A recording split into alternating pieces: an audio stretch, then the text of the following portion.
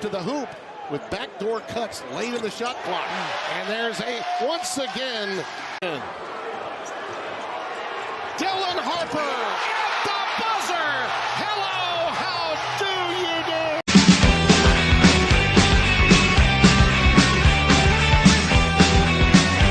do? Different Harper, same result. Rutgers beats an in-state rival at the rack 66-63. The Cardiac Kids do it again. Let's get to it. Okay, so another Harper pulls out a buzzer-beating win at home at the rack. Not quite pandemonium in Piscataway, and not quite as big a win as beating number 1 Purdue, but it was a win that we absolutely have to have, so let's get to it. Okay, a win is a win. It's an in-state rivalry. I knew this game was going to be problematic for us. When Brian Fonseca said Seton Hall is one of the worst teams in the country at 5-5, well, because they lost to Monmouth, who hung in there till the end against us.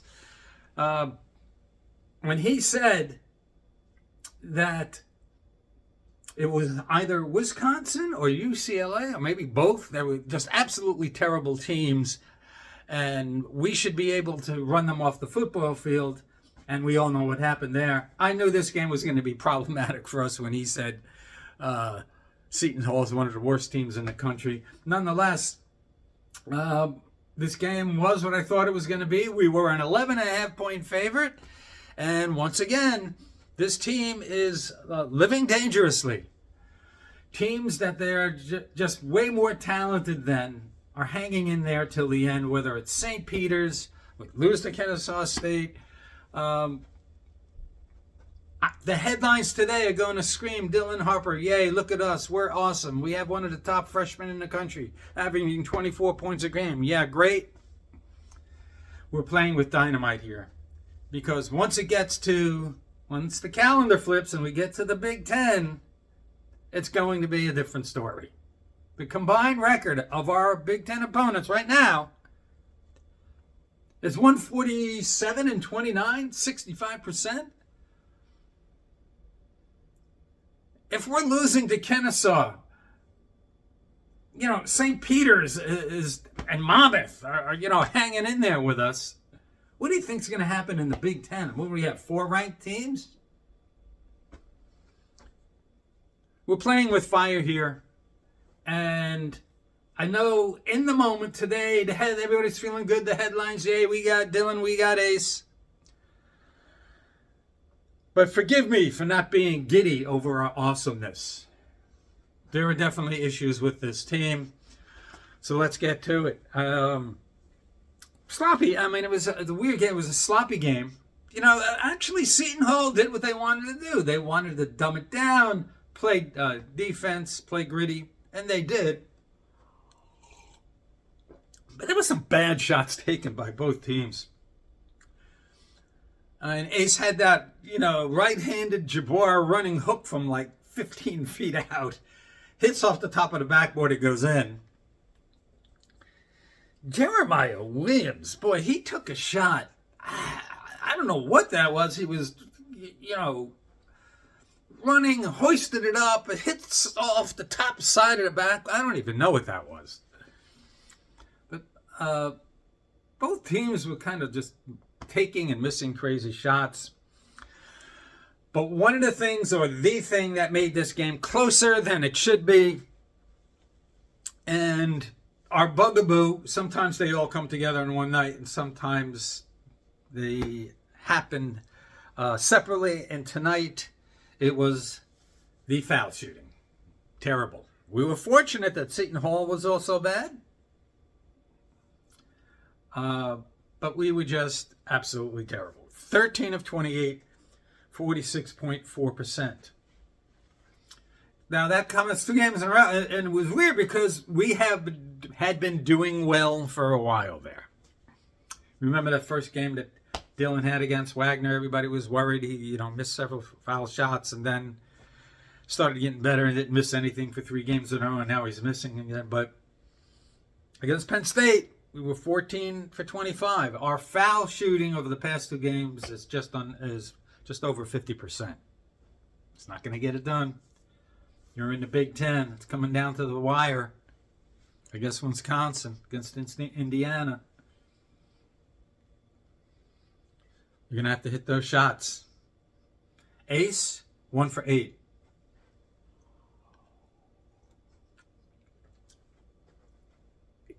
The thing about Ace and Dylan is that they have their highlight reel ESPN moments.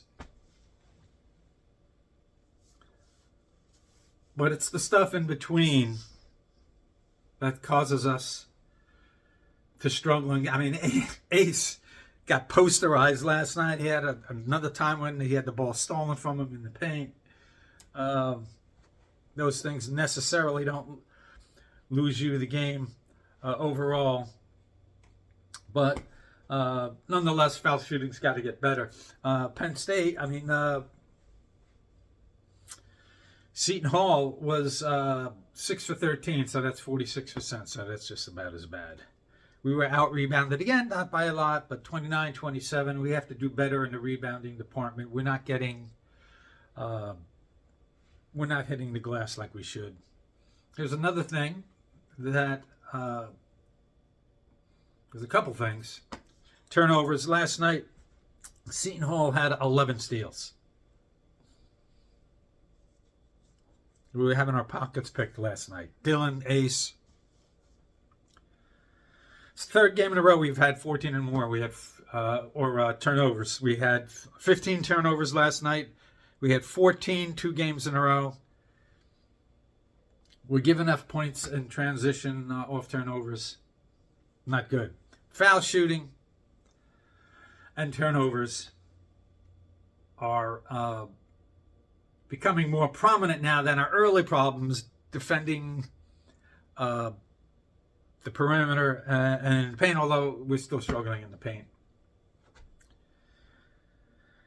Let's get to stats. The stat lines look good. It's the Ace and Dylan show, and we're not going to be able to survive on that. We'll get to that in a second. Ace had 21 points, 7 rebounds, 9 for 15.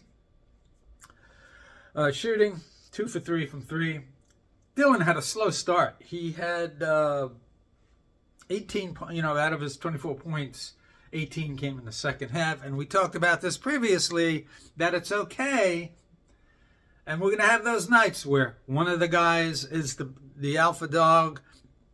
And when the other guy is not having as good a night, maybe it'll switch from half to half. And that's what we're seeing right now. So Dylan, 24 points, 2 rebounds, 2 assists, 4 to 7 from 3, 8 for 13 from the field. 8 for 13 from the foul line. Unbelievable. He's having he's having his moments. 4 points, 2 rebounds, 2 for 2 shooting, and he had 4 points, 10 rebounds. Or in 10 minutes, 4 points, 2 rebounds, 2 for 2 shooting. Jeremiah Williams, he had 2 points, 7 rebounds, 2 assists. J-Mike, again, 0 points. Can we end this experiment? I mean, the production's not there. I get what you're trying to do. You're trying to tinker with different lineups to give you a different start out of the gate. But the production's just not there. We got a couple wins like that, but it's just not bearing fruit. The bench had a so night. We only scored 66 points, so I guess 15 points out of the 66 is not terrible, but we need to get more production. More on that in a moment. Jordan Durkak, kind of night. 9 points, 5 rebounds, an assist. He's just, he's a super sub. Man, he gets steady, predictable production out of him, gives you some energy. I think he had a big 3 last night. Lathan, 3 points, 3 rebounds. PJ Hayes, 3 points. He was 1 for 1 from the 3-point line. We're going to have to get better playing as a team. It can't just be the Ace and Dylan show, not just for then now, but for the future. We have to learn how to play well together. We've had moments tonight or this season where, especially that first half against Penn State, we're shooting threes, we're hitting threes, we're sharing the ball, we're dishing the ball out, kicking it out, hitting threes. Playing adequate defense. And we can't seem to maintain that momentum. Earlier this season, we had better balance. The bench was way more productive. I was more excited about that, almost like last year with football, more excited about our depth and being able to get through the season and having to lose every game down the stretch because we don't have enough bodies. I was excited about having a deeper rotation, giving Ace and Dylan some rest, and making it so the opposing defense, has no rest. Ace or Dylan goes out, you have these guys coming off the bench giving you a different dynamic that can shoot, play determined basketball. And Zach Martini, I don't know what the deal is there. He's in a witness protection program. There was talk of him being, in the 5 slot for this season. Maybe playing a little small ball.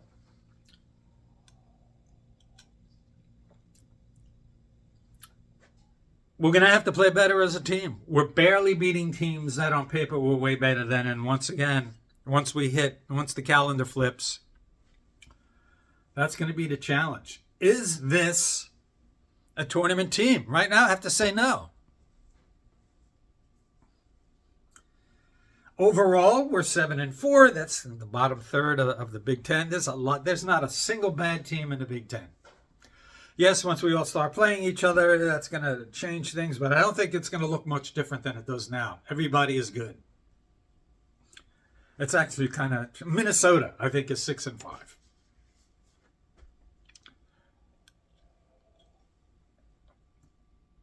If Coach Pikes doesn't find a way to get these guys to play consistently from half to half, from game to game, defending, rebounding, not letting inferior teams hang around. Ace and Dylan missed, in the clutch. I mean, it's nice that we had a 3 at the buzzer. Should we have been at that point? Probably not. Ace and Dylan missed some free throws down the stretch. They saved us from themselves. Isaiah Coleman had a good night. In fact, I think he was the one that posterized Ace. There's always at least one guy that kind of looks like an NBA lottery pick whenever they play us. Again, going to sound like Coach Dale. We have to fundamentally play as a team and better as a team and do more of the things that Coach Peichel has liked to have done in the past or has done in the past. We've talked about this a lot, especially early on. Yeah, it's great. We have, NBA lottery picks. Yeah, we're 7-4. I'm not even close to being at the top of the conference. And we could easily be 5-6.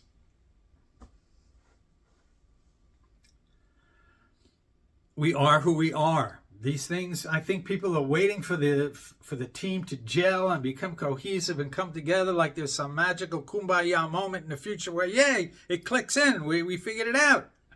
It's not how this works. You have to fundamentally be sound. Those other Steve Peichel teams drove me crazy because they couldn't hit a foul shot, couldn't hit a 3, and would go 8 minutes without scoring. But they had a set of core values about them. You knew how they were going to play every night. It was just a matter if they hit their foul shots or hit their shots. If they didn't, even if they didn't, they still won a lot of games based on grit, determination, and defense. This team, we never know. Is it fun to watch? Yeah, I guess kinda. But you are what your record says you are. I said we had to sweep December. We have to be 9-4. You can't let Princeton or Columbia just have a game where they hit their shots. Our perimeter D stinks. Our defense in the paint stinks. And they pull out a win. Because if we're 8-5, newsflash, we're not going to the tournament. We're not. Even if we're 9-4, we're going to have to play. We're going to have to go in the Big Ten. We're going to have to get to 20 wins minimum. 21 is probably the number. Can we go 12-6 in the Big Ten against the stacked Big Ten? I'm not confident in that. I don't think we play well enough defensively. Now, here's the thing. Sometimes we look okay defensively.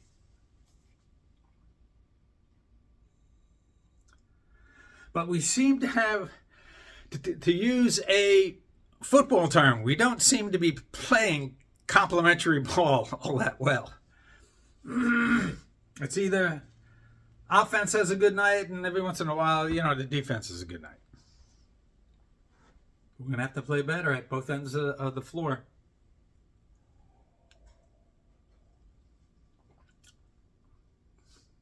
Big Ten is one of those conferences. This isn't the MAC. This isn't the MEAC. This is, even the Big East, as good as they are, they like to play a different kind of ball, a little more athletic, a little more high-flying. Big Ten,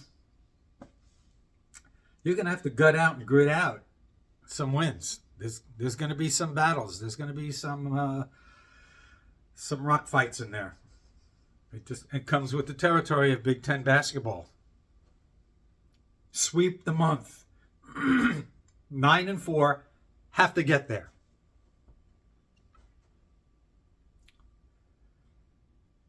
We'll have 18 games left. You need to get 11 or 12 wins out of the Big Ten.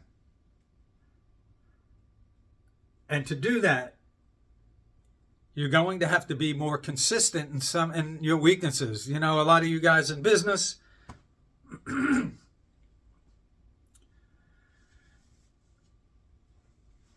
have mentors, you go to meetings, you talk about how to get better each day. You have to improve on your weaknesses. Some guys say double down on your strengths. We see how that kind of works out. But if you really want to break through, you really got to buckle down and work on those weaknesses, and that's what we have to do.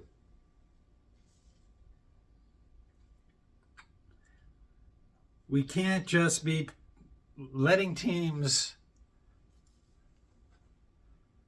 that are less talented hang around, because what's going to happen is that inevitably will carry forward, and it's going to happen to a lesser Big Ten team like Minnesota, and they're going to pull out a win at home.